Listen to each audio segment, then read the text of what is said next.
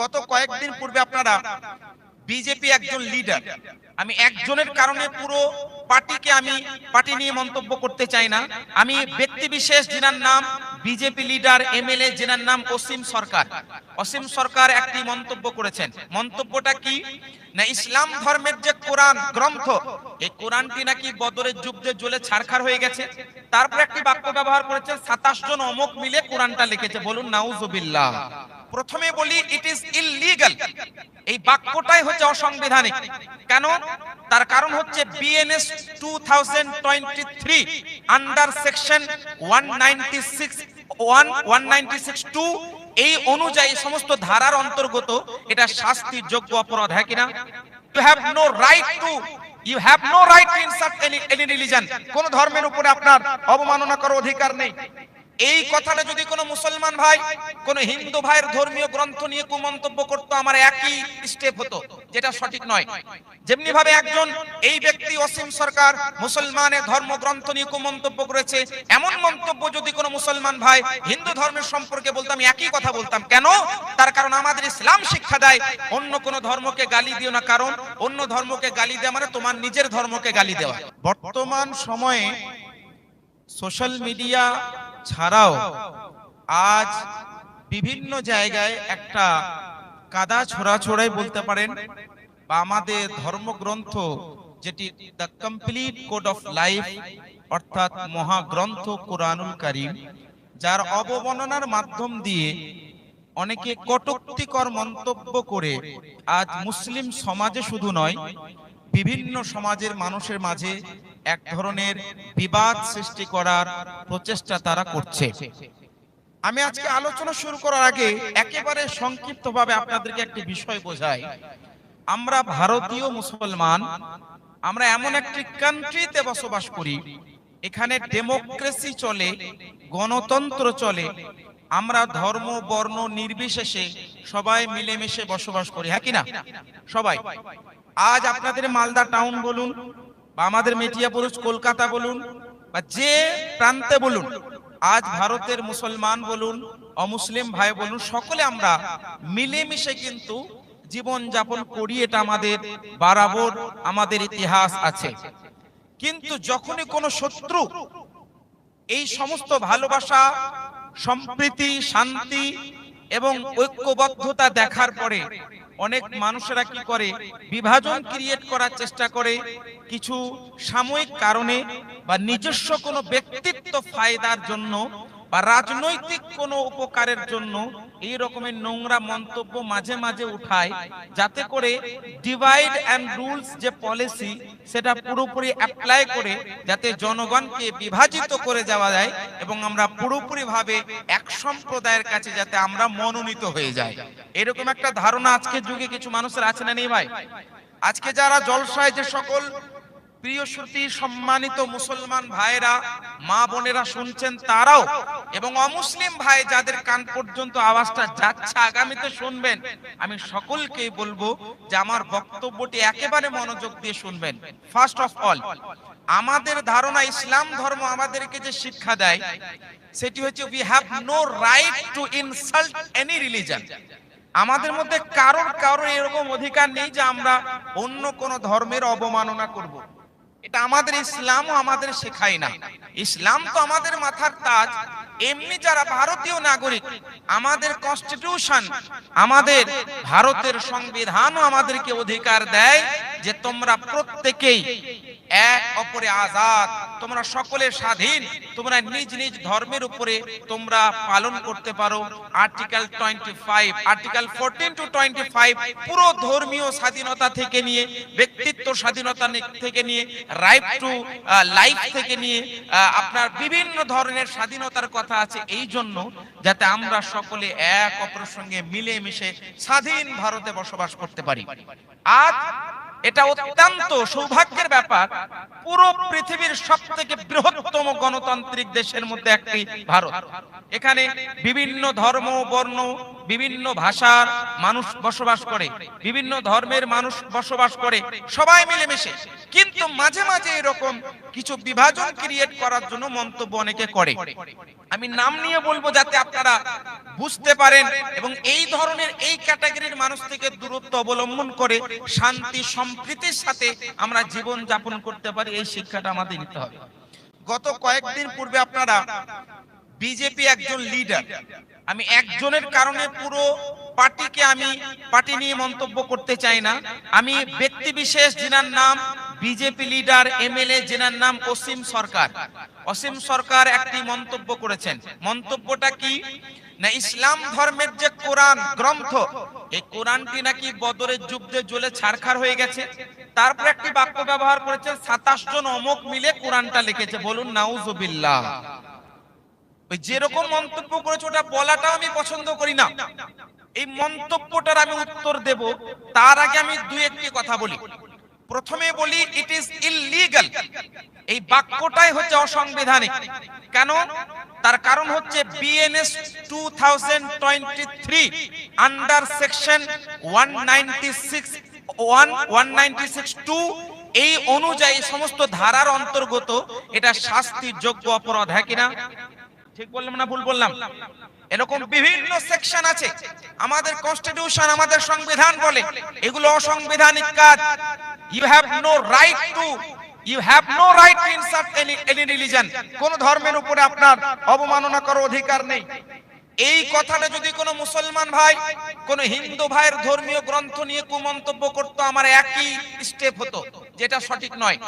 যেমনি ভাবে একজন এই ব্যক্তি অসীম সরকার মুসলমানের ধর্মগ্রন্থ নিয়ে কুমন্তব্য করেছে, এমন মন্তব্য যদি কোনো মুসলমান ভাই হিন্দু ধর্মের সম্পর্কে বলতো, আমি একই কথা বলতাম। কেন? তার কারণ আমাদের ইসলাম শিক্ষা দেয় অন্য কোন ধর্মকে গালি দিও না, কারণ অন্য ধর্মকে গালি দেওয়া মানে তোমার নিজের ধর্মকে গালি দেওয়া। কেন জানেন? তার কারণ আমি যখন কাউকে বলবো সে তো আমাকে বলবে, বাট এটা আমাদের রাসূল সাল্লাল্লাহু আলাইহি ওয়াসাল্লাম শিক্ষা দেয় না।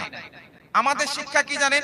আমাদের শিক্ষা হচ্ছে ইউ আর এ ফ্যামিলি, তোমরা সকলে হচ্ছে একটা ফ্যামিলি স্বরূপ।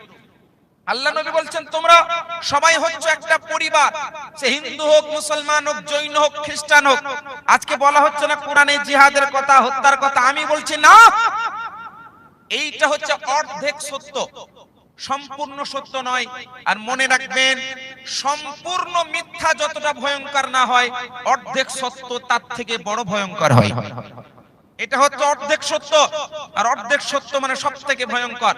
আমাদের ইসলাম শিক্ষা দেয়, আল্লাহর নবী বলেন লা আ'বুদু মা তা'বুদুন, আমি যার ইবাদত করি তুমি তার ইবাদত করবে না, তেমনি আমি ওর ইবাদত করব না যাকে তোমরা পূজো। তবে লাকুম দীনুকুম ওয়ালিয়া দিন, তোমার ধর্ম তোমার কাছে, আমাদের দিন আমাদের কাছে। বলুন সুবহানাল্লাহ। তুমি হিন্দু ভাই, তুমি তোমার ধর্মের উপর আমল করো, ইট ইজ নট প্রবলেম, কোন ধরনের কোন সমস্যা আমাদের নেই। অনুরূপ ভাবে তোমারও সমস্যা হওয়ার কোনো মানে হয় না যে আমি আমার ধর্মের উপরে পালন করব। 3 নম্বর বিষয় শুনেন, আজকে যেরকম মন্তব্য করেছেন এটা এতটা ভয়ঙ্কর, এতটা অপমানজনক, এতটা নোংরা বাক্য, যে নোংরা বাক্যটা কোনো মুসলমান চিন্তা কল্পনা করতে পারে না। আমি সবার কথা বলছি না, অনেক হিন্দু ভাই সচেতন আছেন যারা এই বিষয়গুলো বোঝেন, কিন্তু এই সমস্ত অসীম সরকার নামক মূর্খ অজ্ঞ ব্যক্তিদের কারণে আজকে সমাজে বিভ্রান্ত হচ্ছে, সমাজের মধ্যে এরকম দুর্নীতি, সাম্প্রদায়িক দাঙ্গা তৈরি হচ্ছে। আমি দুই একটি কথা কোরআন নিয়ে আলোচনা করি। পবিত্র কোরআন, এই যে অসীম সরকার বললেন জ্বলে ছারখার হয়ে গেছে, শোনেন আমাদের কোরআন বলে, পবিত্র কোরআন পারা নম্বর 14 সূরা হিজর আয়াত নম্বর 9, আল্লাহ পাক বলেন ইন্না নাহনু নাযালনা যিকরা ওয়া ইন্না লাহু লাহাফিজুন। আল্লাহ বলছেন নিশ্চয়ই আমি কোরআন অবতীর্ণ করেছি, আর আমি আল্লাহ এই কোরআনের নিজেই সংরক্ষক। আল্লাহ যখন বলছে কোরআন আমি অবতীর্ণ করেছি, আমি সংরক্ষক, তোমাকে কে এসে বলে দিল যে কোরআন নাকি বদরের যুদ্ধে জ্বলে ছারখার হয়ে গেছে? আরে ভাই, বদরের যুদ্ধে জ্বলে ছারখার হলো, মানুষ সাহাবায়ে কেরাম সিনার মধ্যে সুরক্ষিত রেখেছেন 1,24,000 সাহাবী। কত হাজার বললাম? 1,24,000 সাহাবী। আর বদরের যুদ্ধে তো মাত্র 313 জন ছিলেন। হ্যাঁ? আর 313 জনের মধ্যে তুমি ইতিহাস পড়োনি, তুমি হিস্টোরি পড়ো নাই। বদরের যুদ্ধে 70 জন কাফের ব্যক্তিরা বন্দী হয়ে এসেছে, মুসলমান সাহাবা 313 জন শহীদ হয়নি। 1,24,000 সাহাবীর সংখ্যা। আর বদরের যুদ্ধ 2 হিজরিতে হয়েছে। কত হিজরি? 2 হিজরি। শুনে রাখেন, মক্কা থেকে মদিনায় হিজরত করার দ্বিতীয় বছরে বদরের যুদ্ধ 17 রমজানে হয়েছে। কি বললাম? 17 রমজান 2 হিজরি। এই বেটাকে কে বোঝাবে? 11 হিজরিতে আমাদের নবী ওফাত লাভ করেছেন, আর 11 হিজরি পর্যন্ত কোরআন নাজিল হয়েছে। তো বদরের যুদ্ধের সময় তো পুরো কোরআন নাজিলই হয়নি, তো জ্বলে ছাড়তে হবে কিভাবে? ইতিহাস পড়েন। সমাজে এরকম অবমাননা মূলক, অসম্মান সূচক এবং অপমানজনক বাক্য ব্যবহার করে হিন্দু মুসলমানের প্রেম প্রীতি সম্প্রীতি নষ্ট করবেন না। তার কারণ আমাদের ইসলাম বলছে, কোরআন আল্লাহ পাক বলছেন, আল ইয়াউমা আকমালতু লাকুম দীনাকুম ওয়া আতমামতু আলাইকুম নি'মাতি ওয়া রাদিতু লাকুম ইসলাম দীনা। সূরাতুল মাইদার আয়াত 6 নম্বর পারা। এই আয়াতটা সর্বশেষ আয়াত যেটা নাজিল হয়েছে। মনে রাখবেন, 11 হিজরি পর্যন্ত কোরআন অবতীর্ণ হয়েছে, মানে মহান নবী সাল্লাল্লাহু আলাইহি ওয়াসাল্লাম ওফাতের আগে পর্যন্ত 10 হিজরি পর্যন্ত তো অবশ্যই কোরআন নাজিল হয়েছে। কোথায় বদরের যুদ্ধ 2 হিজরি, কোথায় কোরআন সম্পূর্ণ নাজিল হচ্ছে 10 হিজরি। 8 বছর পরে কোরআন কন্টিনিউয়াসলি নাজিল হচ্ছে, আর এই বলছে 2 হিজরিতে শেষ। এই বোকাকে কে বোঝাবে? ইতিহাস পড়ুন। আমি আপনার ধর্ম নিয়ে তো কোনো কিছু বলছি না, আপনার গীতা নিয়ে, আপনার মহাভারত নিয়ে তো বলছি না। ও এক কথা লেগেছে, সে এক কথা লেগেছে। আমি এইগুলোতে ইন্টারেস্টেড নই, কারণ আমরা হচ্ছে একজন ভারতীয় নাগরিক, আমরা হচ্ছে মুসলমান। ইসলাম আমাদের শিক্ষা দেয় দেশের প্রতি মহব্বত করা, ইসলাম শিক্ষা দেয় মানবতা, ইসলাম শিক্ষা দেয় মানসিকতা, ইসলাম শিক্ষা দেয় ইনসানিয়ত। কোন মানবিক জায়গায় দাঁড়িয়ে কোন একজন ব্যক্তি অন্য ধর্মের উপরে কখনো অবমাননা করতে পারে না। আমি একটা ফ্যাক্ট বললাম। 2 নম্বর বিষয় শুনেন, এই কোরআনটা অ্যাকচুয়ালি এসছে কিভাবে, এই হিস্টরিটা জানার আপনারা ইন্টারেস্টেড আছেন না নেই? সময়ের দরকার, আমি সংক্ষিপ্তে বলে দিই কোরআনটা পেলাম কিভাবে, এরা সুযোগ কিভাবে পেল কথাগুলো বলার। আমি উত্তর দেব। সূরাতুত তাওবা আয়াত নম্বর 5 থেকে যে প্রশ্ন করা হচ্ছে যে হত্যা করার কথা আছে, এই কথা আছে, সেই কথা আছে, আমি উত্তর দেব। আগে কোরআনটা কিভাবে পেলাম আমি আপনাকে বোঝাই। একটা ফ্যাক্ট দিয়ে বোঝালাম এই কথাটা কত বড় মিথ্যা। সে বলছে কোর্টে গিয়ে হবে, আর কোর্টে তো পড়ে যাবে। আগে আমার চ্যালেঞ্জটা অ্যাকসেপ্ট করুন। সমাজে আপনি বলেছেন, তো সমাজের সামনে উত্তর হয়ে যাক, সামনাসামনি ডিবেট হয়ে যাক, বা অনলাইনে ডিবেট হয়ে যাক। আপনি প্রশ্ন করেন, আমি উত্তর দেব ইনশাআল্লাহ তাআলা। কোনো ঝগড়া ঝামেলা, কোনো সমস্যা হবে না, কোনো মারদাঙ্গা হবে না। একদম শান্ত সুষ্ঠু পরিবেশে আপনি প্রশ্ন করবেন, ইনশাআল্লাহ আমি উত্তর দেব। কোনো সমস্যা নেই, একদম ইনশাআল্লাহ উত্তর দেওয়া হবে, আর সঠিক উত্তর দেওয়া হবে। আমি একটা ফ্যাক্ট বললাম, দেখুন রাতে ঘুম আসবে না যদি শুনে দেয়। একটা ফ্যাক্ট যে ভাই 10 হিজরি পর্যন্ত কোরআন নাজিল হচ্ছে, আর তুমি বলে 2 হিজরিতে শেষ। আর 2 নম্বর শুনেন, 2 নম্বর বিষয় হচ্ছে এই পবিত্র কোরআনটা আজকে যেভাবে আমরা পেয়েছি, এটা একেবারে কি এইভাবে নাজিল হয়েছে? হ্যাঁ, কাগজে লেখা পড়া হয়েছে, কিন্তু কোরআন এখন যেটা আছে তখনও সেটা ছিল, এটা আল্লাহরই কালাম। আমি শুনি আপনাদেরকে একটি কথা বলি, পবিত্র কোরআন টোটাল 2 বার নাজিল হয়েছে। কয়বার? আল্লাহর যে পুরো কালাম, আল্লাহর কালাম আল্লাহ পাক লৌহে মাহফুজে কলমের মাধ্যমে লিখে দিয়েছেন। কলমকে নির্দেশ দিলেন, কলম লিখে দিয়েছে পুরো কোরআন।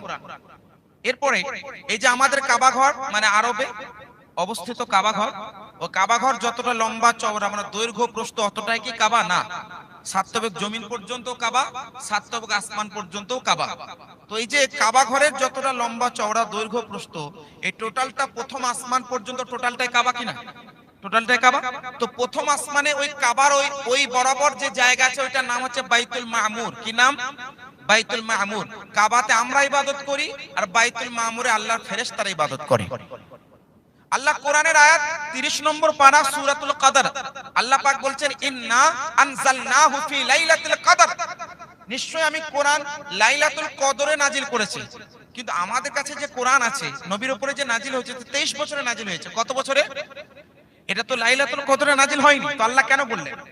ওই যে লৌহে মাহফুজে কোরআনটা আল্লাহর কালাম, ওই পুরো কথাটা কমপ্লিটলি প্রপারলি টোটাল একবার নাজিল হয়েছে প্রথম আসমানে বাইতুল মামুরে। বলুন সুবহানাল্লাহ।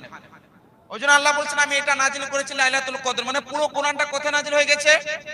প্রথম আসমানে যেখানে ফেরেশতারা ইবাদত করেন বাইতুল মামুর, এগুলো কোন আমি বাংলা চটি বই হাওয়াই বা গুগল মৌলবীদের মতো গুগল থেকে সার্চ করে আমি বলছি না। আল ইতকান ফি উলুমিল কোরআন উঠিয়ে দেখুন, যেখানে এই বর্ণনা রয়েছে। ইমাম জালালউদ্দিন সিয়ুতি রাহমাতুল্লাহ আলাইহি আদ-দুররুল মানসুরের মধ্যে বর্ণনা করেছেন। ইমাম জালালউদ্দিন সিয়ুতি রাহমাতুল্লাহ আলাইহি তাফসীরুল জালালাইনের মধ্যে বর্ণনা করেছেন। ইমাম ফখরুদ্দিন রাজি রাহমাতুল্লাহ আলাইহি আত-তাফসীরুল কাবীরের মধ্যে প্রথম খণ্ডের মধ্যে ব্যাখ্যা করতে গিয়ে বর্ণনা করেছেন। এছাড়া একাধিক কিতাব আছে। যদি দলিলের দরকার হয় 1 ঘন্টা দলিল দেওয়ার মতো আলহামদুলিল্লাহ ফায়জানে আলা হযরত, ফায়জানে তাজুশ শরিয়া, ফায়জানে হাফিজা মিল্লাতের বরকতে বলা সম্ভব। এবার যেটা বলছিলাম, এটা একবারে নাজিল হয়েছে কোরআনটা। এরপরে ওই কোরআনটা বাইতুল মামুর থেকে দুনিয়াতে আমাদের নবীর উপরে 23 বছর ধরে নাজিল হয়েছে। কেন? মানে পরিস্থিতি অনুযায়ী, সিচুয়েশন অনুযায়ী, অবস্থা অনুযায়ী হয়তো দেখা গেল কখনো কেউ মদ্যপান করছে, তো মদ খাওয়া হারাম, কোরআন নাজিল হলো। দেখা গেল কেউ জুয়া খেলছে, জুয়া খেলে জিজ্ঞেস করা হলো জুয়া হারাম। দেখা গেল কোনো ব্যক্তি অমুক কাজটা করছে ভুল, আল্লাহ কোরআন নাজিল করলেন। এইভাবে যখন যেটা দরকার সেই হিসেবে আল্লাহ কোরআন নাজিল করেছেন।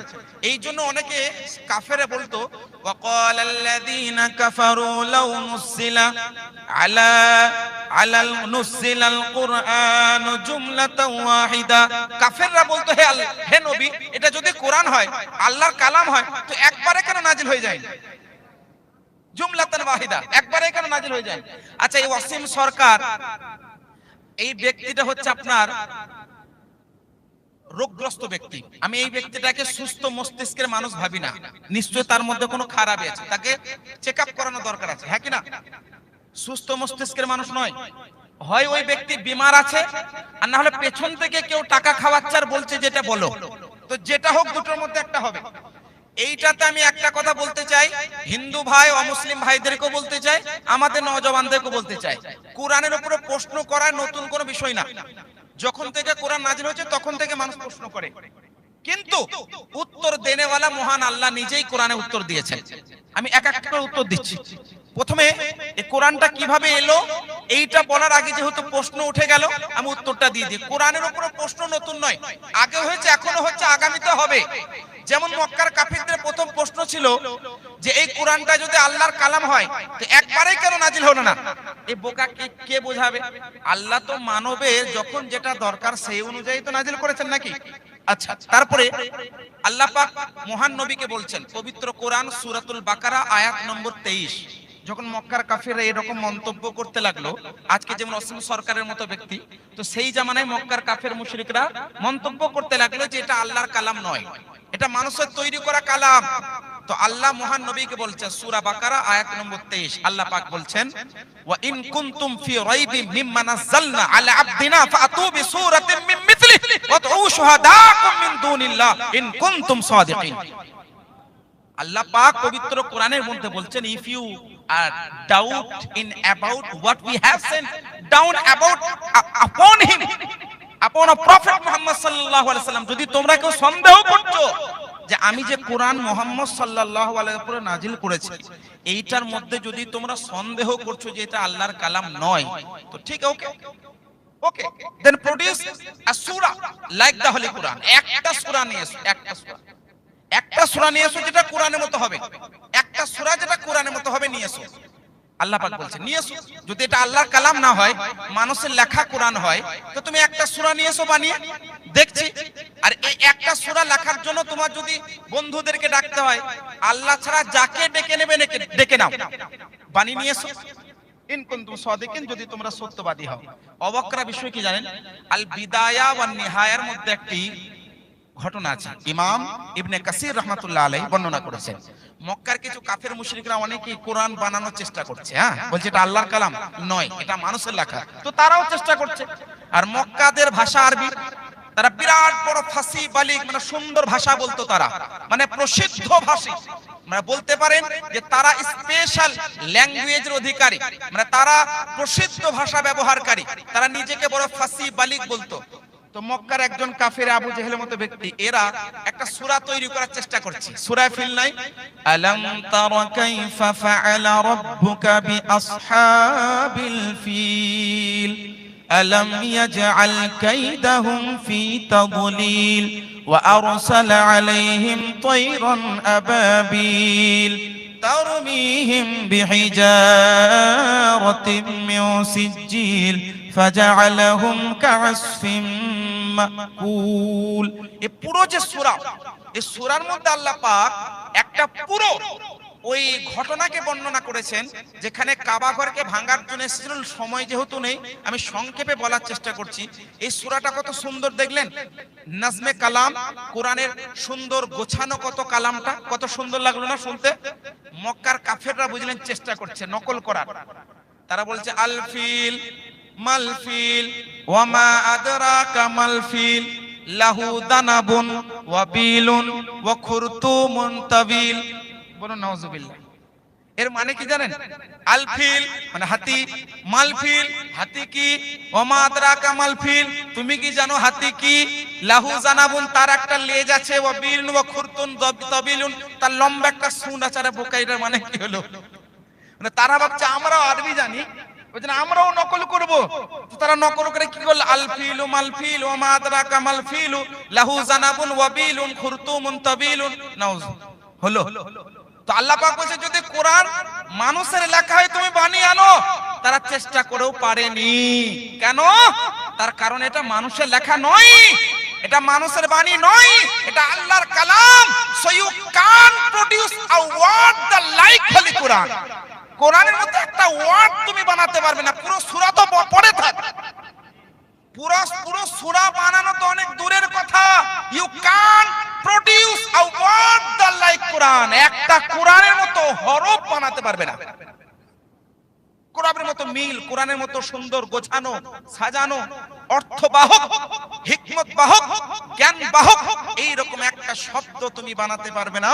কারণ মহান স্রষ্টা যিনি সৃষ্টিকর্তা, এটা তার বাণী। আমরা তো সৃষ্টি, আমাদের কথাটাও সৃষ্টি আর আমরা নিজেরাও সৃষ্টি।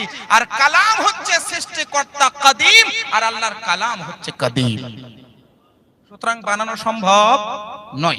তো এইরকম কোরআনের উপরে প্রশ্ন করতে থাকে। আল্লাহ আরেকটি আয়াত পেশ করেন, পবিত্র কোরআন সূরা ইসরা, যেটাকে সূরা বনী ইসরাইল বলা হয়। সূরা বনী ইসরাইল আয়াত নম্বর 88। আল্লাহ পাক বলছেন কুল লা ইন ইজতামাআতিল ইনসু ওয়াল জিন্নু আলা আন ইয়াতু বিমিথলি হাযাল কোরআন লা ইয়াতুনা বিমিথলিহি ওয়ালাউ কানা বা'দুহুম লিবা'দিন যাহিরা। হে নবী, আপনি তাদেরকে বলুন সব মানব সব জিন মিলে যদি একত্রিত হয়ে যায়, কিসের উপরে একত্রিত হয়ে যায়? আলা আয়াতুনা বিমিথলিহি, একটি কোরআনের মতো কোন একটি হরফ বা কোন একটি সূরাকে আমি আনবো বা তৈরি করব, এই রকম যদি একত্রিত হয়ে যায়, লা ইয়াতুনা বিমিথলিহি, তারা কোরআনের মতো আনতে পারবে না। ওয়ালাউ কানা বা'দুহুম লিবা'দিন যাহিরা, যদি তারা সকলে মিলেমিশে এক অপরের সহযোগিতা নেয়, তাও কিন্তু কোরআনের মতো তৈরি করতে পারবে না। তাহলে মোট কথা, কোরআন বলছে আমি, আল্লাহ বলছে আমি কোরআন নাযিল করেছি, আমি কোরআনের সংরক্ষক। আবার আল্লাহ নিজেই বলছেন মানুষ জিন সবাই মিলে যদি চেষ্টা করে নেয় তাহলেও কোরআনের মতো আনতে পারবে না। সুতরাং এই ওয়াসিম সরকারের মতো ব্যক্তিরা যদি কিছু বলছে, আমি যুবক ভাইদেরকে বলবো এই সমস্ত কথাগুলো পাগলের। এগুলো কার কথা? পাগলের কথা। এই সমস্ত কথাগুলোতে কান দিয়ে লাভ নেই। তবে অমুসলিম ভাই এবং মুসলমান নওজওয়ানদেরকে আমি বলতে চাই এই সমস্ত মন্তব্যের জবাব আছে। আচ্ছা, এবার কোরআনুল কারীমের একটি আয়াত নিয়ে আজকে বিরাট ভাবে প্রশ্ন ছোড়া হচ্ছে, আর ওই কোরআনের বাংলাগুলো বন্টন করা হচ্ছে। আপনাদের এখানে যেখানে হিন্দু মুসলমান একসঙ্গে মিলেমিশে থাকেন, দেখবেন হিন্দু ভাইরা হয়তো আপনাকে শেয়ার করছে, আপনাকে পোস্ট করছে বা আপনাকে মেসেজ করছে যে পবিত্র কোরআন সূরা তাওবা আয়াত নম্বর 5, আয়াতটা আমি পড়ছি, তারপর বুঝতে পারবেন। আল্লাহ পাক বলছেন ফাইদান সালাখাল আশহুরুল হুরুম ফাকতুলুল মুশরিকিনা হাইতু ওয়াজাদতুমুহুম ওয়া খুযুহুম ওয়াহসুরুহুম ওয়াকউদু লাহুম কুল্লা মারসাদ ফাইন তাবু ওয়া আকামুস সালাতা ওয়া আতাউয যাকাতা ফাখাল্লু সাবিলাহুম ইন্নাল্লাহা গফুরুর রহিম। এই আয়াতটা আরবি আছে, এটার বাংলা করে আপনাকে পাঠাবে। কি পাঠাবে? কোরআনে আল্লাহ পাক বলছেন যখন পবিত্র সম্মানিত মাসগুলো অতিবাহিত হয়ে যাবে, পবিত্র সম্মানিত 4টি মাস, যে 4টি মাসে মক্কার কাফের মুশরিকরা লড়াই করাকে পছন্দ করত না, তো আল্লাহ পাক বলছেন যখন 4টি মাস সম্মানিত মাস অতিবাহিত হয়ে যাবে, ফাকতুলুল মুশরিকিন হাইতু ওয়াজাদতুমুহুম, মুশরিকদেরকে তোমরা যেখানে পাবে ওখানে হত্যা করো, যেখানে পাবে ওখানে হত্যা করো। এরপরে ওয়া খুদুহুম, তাদেরকে ধরো, ওয়াহসুরুহুম, তাদেরকে পাকড়াও করো, ওয়াকউদু লাহুম কুল্লা মারসাদ, এবং সমস্ত জায়গায় একদমত লাগিয়ে বসে থাকো। ফাইন তাবু, তবে তারা যদি তওবা করে নেয়, ওয়া আকামুস সালাহ, নামাজ কায়েম করে, ওয়া আতাউজ যাকাত, যাকাত দেয়, ফাখাল্লু সাবিলাহুম, তাদেরকে তাদের রাস্তায় ছেড়ে দাও, তাদেরকে তাদের রাস্তায় ছেড়ে দাও। ইন্নাল্লাহা গফুরুর রহিম, নিশ্চয়ই মহান আল্লাহ ক্ষমাশীল, দয়াশীল। এটা কোরআনের আয়াত বললাম কিনা? এই অমুসলিম ভাই যারা বক্তব্যটা শুনছেন, যে মুসলমান ভাই যারা শুনলেন, এতটুকু যদি কেউ বলে, তারা তো ভাববেই যে কোরআনেতে এরকম কথা আছে, মুশরিকদেরকে হত্যা করার আছে, হত্যা করার কথা বলা হয়েছে, তো কোরআনে তো মারধরের কথা বলেছে, এটা কোরআনের লেখা। আমি বলবো শোনো, কোরআনের বাংলা শুধু অনুবাদ, কোরআনের ওপর খালি আয়াতটা পড়ে নিলে কেউ কোরআন বুঝতে পারবে না। কোরআনের প্রেক্ষাপট বুঝতে হবে, শানে নুজুল বুঝতে হবে, কোরআনটা কেন নাজিল হয়েছে, এই আয়াতে এই নির্দেশটা কেন দেওয়া হয়েছে, কখন দেওয়া হয়েছে, কাদেরকে দেওয়া হয়েছে, প্রেক্ষাপটগুলো বুঝতে হবে না, হবে না? আর যদি ওইটাকে শুধুমাত্র একটা আয়াতকে কাট আউট করে পেশ করে অপব্যাখ্যা করে, তো মানুষ বিভ্রান্ত হবে না, হবে না? এই সঠিক উত্তরটা শোনেন। মুশরিক বুঝলেন তিন ধরনের ছিল। কয় ধরনের? আচ্ছা, আরেকটা, এই ব্যাখ্যা করার আগে আরেকটা কথা বলে দিই। এখন 2026-এ বসে আজ থেকে 1500 বছর আগে কি হয়েছে সেইটাকে বিবেচনা করা বোকামি হবে না, হবে না? আজকের যুগে, আজকের এই অবস্থায় আপনি দাঁড়িয়ে 1500 বছর আগে ওই অবস্থায় কি হয়েছে, ওই অবস্থাটাকে বিবেচনা করা, জাস্টিফাই করা, বা জাস্টিফাই আপনি করতে পারবেন, বিবেচনা করা ভুল হবে না, হবে না? বোকামি হবে না, হবে না? তো এই রকম হাজার হাজার বছর আগে কি হয়েছে, আজকের যুগ এবং পরিস্থিতিকে দেখে বিবেচনা করা বড় মহা বোকামি হবে। এবার আমি ব্যাখ্যাটা করি। তিন ধরনের মুশরিক ছিল, কাফের মুশরিক, তিন ধরনের। এক ধরনের মুশরিক কারা? যারা ইসলাম গ্রহণ করেনি, কিন্তু ইসলামের উপরে কখনো হামলা করেনি, ইসলামের উপরে হামলা করতো না। তারা ভাবতো আমরা আমাদের দেবী দেবতাকে মানবো, আর মুসলমান সাহাবাগণ আল্লাহ আল্লাহ রসুলকে মানবে। তারা কোন রকমের ঝগড়া ফাসাদে থাকেনি, এবং তারা কি করতো না, সাহাবাগণকে তারা কি করতো না, নিজের রক্ষার্থে বা নিজেকে বা নিজের সুরক্ষিতর জন্য তারা আল্লাহ রসুল সাল্লাল্লাহু আলাইহি ওয়াসাল্লামের কাছে বলতে যে আমরা ইসলাম গ্রহণ করব না, তবে আমরা যেহেতু ইসলামী হুকুমতে থাকবো সেই জন্য আমরা জিজিয়া দেব। এটা এক ধরনের মুশরিক। দুই ধরনের মুশরিক, দ্বিতীয় পর্যায়ের মুশরিক কারা? যারা মৌখিক ভাবে হোক বা লিখিত আকারে তারা চুক্তি করেছে। কি চুক্তি? তারা চুক্তি করেছে যে আমরা হে নবী আপনাদের বিরুদ্ধে লড়াই করব না, বা আপনাদের বিরুদ্ধে যারা লড়াই করবে তাদেরকে আমরা সাপোর্ট করব না, এরকম চুক্তি করেছে। এটা দুই ধরনের। তিন ধরনের, যারা ইসলাম গ্রহণও করেনি, যারা জিজিয়াও দেয় না, যারা চুক্তিও করেনি, বরং সর্বদা ইসলামের উপরে আক্রমণ করার জন্য প্রস্তুত থাকতো। যারা সর্বদা আক্রমণ করার জন্য, হামলা করার জন্য প্রস্তুত থাকতো। এবার আমি একটা কথা বলি আপনাদেরকে, পবিত্র কোরআনে খালি একটা আয়াত পড়লে হবে না। অসীম সরকারকে বলবো সূরা তাওবার আয়াত নম্বর 5 বলছো, সূরা তাওবার আয়াত নম্বর 6 পড়ো, সূরা তাওবার আয়াত নম্বর 7 পড়ো। মানে সূরা তাওবার আয়াত নম্বর 1 থেকে আয়াত নম্বর 11 পর্যন্ত যদি পড়ে নিত, তাহলে এই রকম মন্তব্য জীবনে করতো না। কারণ সূরা তাওবার আয়াত নম্বর 1 থেকে আয়াত নম্বর 11 পর্যন্ত পুরো ডিটেইলস আলোচনা করেছেন আল্লাহ পাক, বিবরণ দান করেছেন। আল্লাহ পাক বলছেন, এবার শুনেন এই আয়াতটা কেন নাজিল হয়েছে, প্রেক্ষাপটটা বোঝায়। যখন মক্কার কাফেররা এই রকম ভাবে চুক্তিবদ্ধ হলো, আল্লাহর নবী যখন মক্কা থেকে মদিনায় হিজরত করলেন, যারা চুক্তিবদ্ধ হয়েছিল তারা তলায় তলায় চুক্তিকে ভেঙে দিল। আর মক্কার যেসব কাফের মুশরিকরা ইসলামের উপরে হামলা করার জন্য, লড়াই করার জন্য প্রস্তুত ছিল, তাদেরকে সাপোর্ট করে তাদের সঙ্গে মিলেমিশে ইসলামের উপরে আক্রমণ করার জন্য প্রস্তুত। তারা সুযোগ খুঁজছে কখন মুসলমানদেরকে, কখন সাহাবাদেরকে হামলা করব।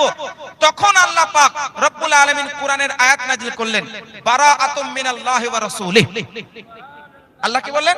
বারাআতুম মিনাল্লাহি ওয়া রাসূলিহি, সূরা তাওবার আয়াত নম্বর 1। আল্লাহর রাসূল বললেন, আল্লাহ রাসূল প্রচার করলেন যে আল্লাহ এবং তার রাসূলের পক্ষ থেকে নির্দেশ দেওয়া হচ্ছে, যারা চুক্তি ভঙ্গ করলো, যারা সাহাবীদের উপরে হামলা করার জন্য দাঁড়িয়ে আছে, যারা ইসলামকে নষ্ট করার জন্য দাঁড়িয়ে আছে, যারা সাহাবীদের উপরে হামলা করার জন্য প্রস্তুত আছে, তোমাদেরকে নির্দেশ দেওয়া হচ্ছে তাদেরকে যেখানে পাবে সেখানে তাদেরকে হত্যা করো। কেন? এটা সেলফ ডিফেন্স, আত্মরক্ষা, সম্মান রক্ষা, ধর্ম রক্ষা। আজকে আপনার বাড়িতে ঢুকে যদি কেউ হামলা করে, আপনি তাদেরকে দাঁড়িয়ে দাঁড়িয়ে মার খাবেন? আজকে যদি কথার জন্য বলি, চাইনা যদি আমাদের ভারতের উপর আক্রমণ করে, আমাদের কি আর্মিরা বসে বসে আপনার দোলন খাবে? আজকে যদি আমার বাড়িতে আপনার বাড়িতে ঢুকে কেউ হামলা করতে আসে, আপনি চুপ থাকবেন? তখন কি বলবেন? হ্যাঁ, মুসলমান দেখো হামলা করছে, মুসলমান দেখো লড়াই করছে। আরে ভাই, মুসলমান লড়াই করেনি, তার বাড়িতে হামলা করতে আসছে তো নির্দেশ দেবে না? তার বাড়িতে তার ইসলাম ধর্মের উপর আক্রমণ করতে আসছে তো নির্দেশ দেবে না? এই জন্য আল্লাহ পাক বলছেন, যারা চুক্তিবদ্ধ হয়েছে এবং চুক্তিবদ্ধ হওয়ার পরে ভঙ্গন করেছে, চুক্তি ভেঙে দিয়েছে, তোমাদের উপর হামলা করছে, তোমরা নিজেকে বাঁচানোর জন্য, ধর্মকে বাঁচানোর জন্য তোমরা হামলা করো, তোমরা হত্যা করো। কিন্তু এই অসীম সরকার নামক এই সমস্ত গুন্ডা টেররিস্ট, তাদেরকে আমি টেররিস্ট বলবো কেন? তারা এইভাবে বিভিন্ন জায়গায়, বিভিন্ন সময়ে, বিভিন্ন ক্ষেত্রে এরকম কটূক্তিকর মন্তব্য করে সমাজকে বিভাজিত করছে। মনে রাখবেন, কোরআনের এই আয়াত আল্লাহ পাক বলছেন, ইল্লাল্লাযিনা আহাদতুম মিনাল মুশরিকিন সুম্মা লাম ইয়ানকুসুকুম শাইআ ওয়া লাম ইউযাহিরু আলাইকুম আহাদা ফাআতিমু ইলাইহিম আহাদাহুম ইলা মুদ্দাতিহিম ইন্নাল্লাহা ইউহিব্বুল মুত্তাকিন। আল্লাহ পাক বলেন, তবে যারা তোমাদের সঙ্গে চুক্তিবদ্ধ হয়েছে এবং তোমাদের উপরে কোনো রকমের কোনো ক্ষতি করছে না, কোনো রকমের কোনো হামলা করছে না, তবে মনে রাখো তোমরা তাদের ওই চুক্তিবদ্ধ থাকা অবস্থায় তাদের উপরে তোমরা হামলা করবে না, তাদেরকে তোমরা হত্যা করবে না, এটা কোরআন বলছে। তো অসীম সরকার কাটছাট করে, কাট আউট করে একটা আয়াতকে পেশ করছে, যে আয়াতটা সেলফ ডিফেন্সের জন্য নাজিল হয়েছে, যে আয়াতটা আত্মরক্ষার জন্য নাজিল হয়েছে, যে আয়াতটা ধর্ম রক্ষার জন্য নাজিল হয়েছে, ওইটাকে পেশ করছে, বুঝলেন, এইভাবে। আচ্ছা, আরেকটা কথা বলি, কোরআনে আল্লাহ সূরা তওবাতে বলছেন যে তোমরা যাদেরকে চুক্তিবদ্ধ যারা করেছে তাদেরকে মেরো না। আচ্ছা, কোরআনে আরো এক জায়গায় আল্লাহ পাক বলছেন, আউফু বিল আহাদ, যারা চুক্তিবদ্ধ হয়েছে তাদের চুক্তিগুলোকে তোমরা কি করো? সম্পূর্ণ করো, সম্পূর্ণ করো। তো চুক্তি যারা করেছে তাদের চুক্তিগুলোকে সম্পূর্ণ করে, এটা ইসলাম শেখায়। ইসলাম এটা শেখায় যে যদি কেউ জিম্মি কাফের, যারা মুসলমানের রক্ষায় চলে এসেছে, কোন মুসলমান যদি মুশরিককে হামলা করে, হযরত আব্দুল্লাহ ইবনে উমর রাদিয়াল্লাহু আনহুমা সাহাবী, উনি বর্ণনা করেন, যদি কোনো ব্যক্তি মুশরিক যারা জিম্মি ওই সমস্ত ব্যক্তিদেরকে হামলা করে, তো একজন মুসলমান হামলা করার পরে জান্নাতের ঘ্রাণ পর্যন্ত পাবে না। এটা হাদিস। একজন মুসলমানের জন্য জান্নাতে চাইতে বড় নিয়ামত কিছু হতে পারে? কিন্তু আল্লাহর রাসূলের সাহাবী বলছেন, মুশরিক কাফের যারা হয়তো হামলা তোমাদের উপর করছে না, চুক্তিবদ্ধ আছে, তাদেরকে হামলা করলে তোমরা জান্নাত পাবে না। এটা ইসলাম শেখাচ্ছে। ইসলাম এটা শেখাচ্ছে তোমাদের উপরে জান্নাত হারাম হয়ে যাবে যদি তোমরা ওই সমস্ত মুশরিকদেরকে হামলা করো। তো অসীম সরকার এগুলো পড়েনি? কেন এগুলো এসছে? তার কারণ একটাই, যে একটি আয়াত বা যে সমস্ত জায়গায় এই নির্দেশ এসছে, ওটা সেলফ ডিফেন্সের জন্য, আত্মরক্ষার জন্য, ধর্ম রক্ষার জন্য এসছে, বাকি এমনি হামলা, লড়াই, জিহাদ করার জন্য নয়। আশা করি বুঝতে পেরেছেন আপনারা। আচ্ছা, এবার বলছিলাম কোরআনটা পেলেন কিভাবে? না, কোরআনটা একবার নাজিল হলো, আর এরপরে 23 বছর ধরে কোরআনটা কিন্তু নাজিল হয়েছে। কোরআন যখন নাজিল হতো, আল্লাহ নবী কোরআনটা আল্লাহ রাসূলের কাছে অনেক ভাবে নাজিল হতো। কখনো জিবরিল আমিন মানব রূপে আসতেন আর আল্লাহর কালাম পেশ করতেন, এই একটা ধরন, এইভাবে কোরআন নাজিল হতো। আবার কখনো কি হতো, একটা ঘন্টার আওয়াজের মতো কানে আসতো, আর জিবরিল আমিন কোরআন পড়তেন, মানে আল্লাহর কালাম পড়তেন, আল্লাহ রাসূল ওটাকে শুনতেন। আর 3 নম্বর পদ্ধতি, সরাসরি আল্লাহর রাসূলের অন্তরে আল্লাহ পাক কোরআন দিয়ে দিতেন, অবতীর্ণ করতেন। এইভাবে কোরআন নাজিল হতো। আর যখনই কোরআন নাজিল হতো, আল্লাহ রাসূল নিজেও মুখস্থ করতেন। তো আল্লাহ পাক বলছেন, হে নবী, আপনাকে মুখস্থ করার দরকার নেই, কোরআন আপনার হৃদয়ে আমি আল্লাহ প্রতিষ্ঠিত করে দিচ্ছি। এরপর আল্লাহ নবী কোরআনটাকে সাহাবীদের মাঝে পড়তেন। সাহাবীরা শুনতেন, সাহাবীরা মুখস্থ করতেন সিনার মধ্যে, আর অনেক সাহাবী লিখতেন। আল্লাহ নবী নির্দেশও দিয়েছিলেন কিছু সাহাবী, যেমন হযরত যায়েদ ইবনে সাবিত রাদিয়াল্লাহু আন, হযরতে উবাই ইবনে কাব রাদিয়াল্লাহু আন, এনারা কি করতেন? কোরআনটাকে চামড়ার উপরে লিখতেন, পাথরের উপরে লিখতেন, খেজুরের পাতাতে লিখতেন, এইভাবে কোরআনটা লিখতেন। তো কোরআনটা সংরক্ষিত হলো না? হলো না। কোরআনটা এইভাবে সংরক্ষিত হয়ে গেল, কিন্তু নবীর যুগে পুরো কোরআনটা একত্র করা হয়নি। কেন? কারণ কোরআনে ওহী তো চলমান, নাজিল হচ্ছে, এখন তো কমপ্লিট হয়নি। যখন কমপ্লিট, তো মহান নবী ওফাত লাভ করেছেন, তো চলমান ছিল, মানে কোরআনের ওহীটা চলমান ছিল, নাজিল হচ্ছিল, তো কিভাবে একত্রিত হবে? ওইজন্য একত্রিত হয়নি। প্রথম খলিফা হযরত সাইয়্যিদুনা আমিরুল মুমিনিন খলিফাতুল মুসলিমিন আবু বকর সিদ্দিক রাদিয়াল্লাহু আনহুর জামানায় একটা যুদ্ধ হয়েছিল, যে যুদ্ধটার নাম জঙ্গে ইয়ামামা। কি জঙ্গে ইয়ামামা? এই যুদ্ধটার নাম, যেখানে অনেকজন সাহাবী যারা হাফেজে কোরআন ছিলেন তারা শহীদ হয়ে যায়। হযরত ওমর ফারুক রাদিয়াল্লাহু আনহু এসে বলেন, হুজুর এই রকম পরিস্থিতি কি করা যায়? তো উনি একটা পরামর্শ দিলেন যে কোরআনটাকে একত্রিত করা হোক। তো উনার জামানায় হযরতে যায়েদ ইবনে সাবিত রাদিয়াল্লাহু তাআলা আনহুর নেতৃত্বে হযরত উবাই ইবনে কাব রাদিয়াল্লাহু আনহু সহ একাধিক সাহাবীদেরকে দায়িত্ব দিলেন, আর বললেন যাও গিয়ে কোরআনটা একত্রিত করো। কোরআনটা কিভাবে একত্রিত হয়েছিল? তিনটে শর্ত ছিল। এক, যার কাছে কোরআন থাকবে তার সিনাতেও সুরক্ষিত থাকতে হবে, এবং তার কাছে দলিল থাকতে হবে যে কোরআনটা আছে। আর ৩ নম্বর শর্ত হলো দুইজন সাক্ষী পেশ করতে হবে যেটা কোরআন। এত সতর্কতা অবলম্বন করে কোরআনটা নেওয়া হয়েছিল, এবং এইভাবে পুরো কোরআনটাকে একত্রিত করা হয়েছিল। এবং ৩ জনের কাছে কোরআনটা ছিল। প্রথমে আবু বকর সিদ্দিক রাদিয়াল্লাহু আনহুর কাছে, দ্বিতীয়বারে হযরতে ওমর ফারুক রাদিয়াল্লাহু আনহুর কাছে, আর তৃতীয় পর্যায়ে হযরতে হাফসা রাদিয়াল্লাহু আনহার কাছে এই কোরআনটা ছিল। এরপরে তৃতীয় খলিফা হযরত আমিরুল মুমিনিন হযরত উসমান গনি রাদিয়াল্লাহু আনহুর যুগে পুরো কোরআনটা বুঝলেন একসঙ্গে একত্রে পুরো কোরআনটা 7টি কিরাত অনুযায়ী একত্রে পুরো কোরআনটাকে একত্রিত করা হয়েছিল, যেটা আজকে আমরা পড়ছি যেভাবে, এইভাবে। কোরআনের একটা হরফ, একটা জাবার জের পেশের মধ্যে সন্দেহের অবকাশ নেই, এটা মাথায় রাখতে হবে। কেন? কোরআন নিজে বলছে যালিকাল কিতাবু লা রাইবা ফি, কোরআন যেখানে সন্দেহের অবকাশ পর্যন্ত নেই। সুতরাং কোরআনটা আমরা এইভাবে পেলাম। আমি একদম সংক্ষেপে বোঝালাম যে কোরআনটা আল্লাহ এইভাবে নাজিল করেছেন, সাহাবী পর্যন্ত এইভাবে পেল, এবং একত্রিত হলো হযরত উসমান গনি রাদিয়াল্লাহু তাআলা আনহুর যুগে সম্পূর্ণ কোরআনটা আমরা এইভাবে পেয়ে গেলাম। তো এইভাবে কোরআনটা এসেছে, তো কোথায় বদরের যুদ্ধ 2 হিজরি, আর কোথায় আবু বকর সিদ্দিক উসমান গনি রাদিয়াল্লাহু আনহু জামাতে কোরআনটা এইভাবে আমরা পেলাম? তো এইটা একদম সম্পূর্ণ মিথ্যা কথা যে বদরের যুদ্ধে কোরআন জ্বলে ছারখার হয়ে গেছে আর অমক অমক ব্যক্তি লিখেছে। আমি বলবো না, কোরআন একমাত্র আল্লাহর কালাম, আর কোরআন আল্লাহই লিখিয়েছেন। কেন জানেন?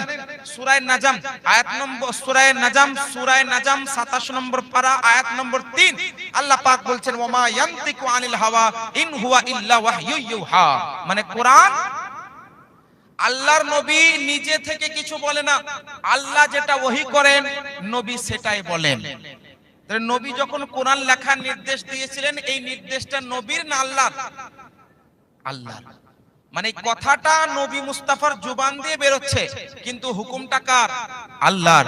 তো কোরআন লেখাও হয়েছে আল্লাহর মাধ্যমে, মানে আল্লাহর নির্দেশে, আর কোরআন কালাম হচ্ছে আল্লাহর কালাম। সুতরাং এটা সম্পূর্ণ মিথ্যা, এবং এর মধ্যে কোন রকমের 1% এই কথাটা সত্য না, এটা অর্ধেক সত্য, যেটা অত্যন্ত ভয়ঙ্কর। এইভাবে আমরা কোরআন পেয়েছি, আর কোরআনের মধ্যে আলহামদুলিল্লাহ কোনো সন্দেহের অবকাশ পর্যন্ত নেই। আল্লাহ পাক আমাদেরকে সঠিক শিক্ষা দান করুন, আমিন।